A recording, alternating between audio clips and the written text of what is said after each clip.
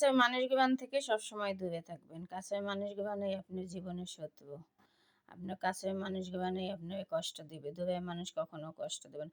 Hello everyone, আসসালামু আলাইকুম। সবাই কেমন আছেন? আপনাদের বোন তো ভালো আছে।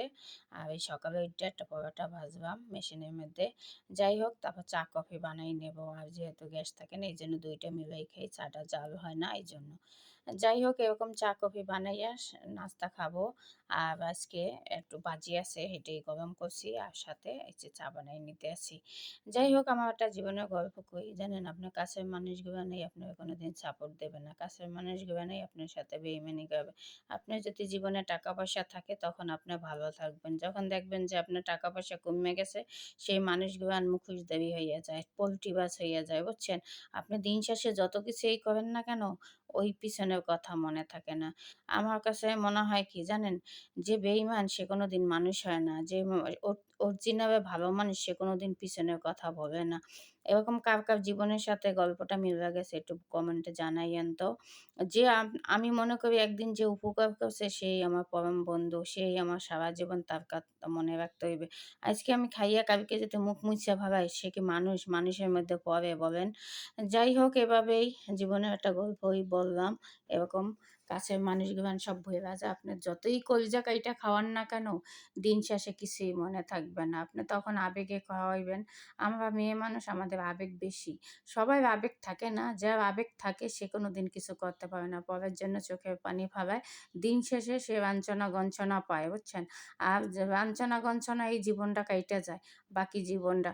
যাই হোক, সে ভালো থাকে যার জন্য আপনি করতে যাইবেন সে ভালো হয়। আর যার জন্য করবেন সে মনে রাখে না। এটাই দুনিয়ার নিয়ম। যাই হোক, তারপরও আমরা সবার জন্য করতে হবে, বাচ্চা থাকবে, সবার পাশে থাকতে হইবে। কিন্তু এই বেইমান মানুষগুলানের থেকে সবসময় দূরে থাকতে হইবে। যারা মানুষের কষ্ট বোঝে না, যারা মানুষের উপকার করবে সেটা মনে রাখে না, সেই মানুষ থেকে দূরে থাকলেই আমি মনে করি সবাই ভালো। আর আমার এই গল্পটার সাথে কার, কার জীবনের সাথে মিলে গেছে একটু কমেন্টে জানাইয়েন। এরকম বহুত মানুষ আছে কিন্তু সে বলতে পারে না, চোখের পানি নিজে ঝরে। যাই হোক, চোখের পানিটা যে ঝরে কষ্ট উপরে সৃষ্টিকর্তা শিখেই অবশ্যই দেখতে আছে। সেই মানুষগুলো হেদায়েত করুক আল্লাহ, যেখানে থাকুক ভালো থাকুক, সুস্থ থাকুক। কিছু, কিছু মানুষ আছে নিজের স্বার্থের জন্য মিথ্যা কথা বলে। সেই মানুষগুলানের থেকে দূরে থাকবেন যারা মিথ্যা কথা বলে, যারা মিথ্যা কথা বলে। আমার জীবনের কথা হইছে যে সত্যি কথাটাই বলব। সত্যি কথা যে ফাঁস হইব সমস্যা নাই। আমি সত্যি কথাই বলব। মিথ্যা কথা কইলে ১০ টা মিথ্যা কথা বলতে হয়। যাই হোক, এরকম অনেক মানুষ আছে আমাদের সমাজে যারা সবকিছু ভুইলা যায়।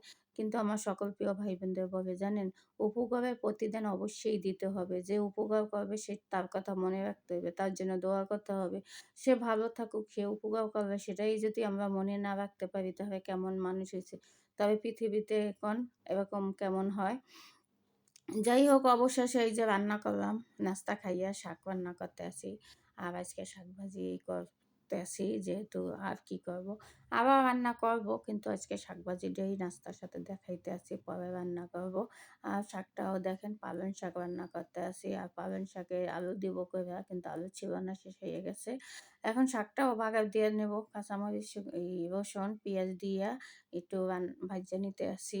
আর এই যে সব দিয়ে একটু ভাজা হইবে, শাকটা দিয়ে দেখি কেমন লাগে। শাক ভাজিগুলো তো আমার কাছে খুবই ভালো লাগে। আপনাদের কাছে কার, কার ভালো লাগে একটু কমেন্টে জানাইয়েন তো।